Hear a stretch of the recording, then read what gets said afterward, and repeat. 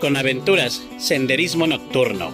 Nos fuimos a caminar de noche bajo la bella luna de julio, con rumbo a la cantera del Clavo y su cueva de caliza, un lugar lleno de mitos y leyendas.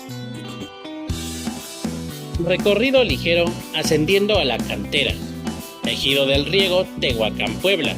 Contemplación del paisaje nocturno, un poco de historias y leyendas del lugar alrededor de la fogata, exploración de la cueva, café, bombones y sana convivencia. Mil gracias a todos quienes participaron en esta actividad. Nos vemos muy pronto. Yo soy Halcón NR. Hasta la próxima.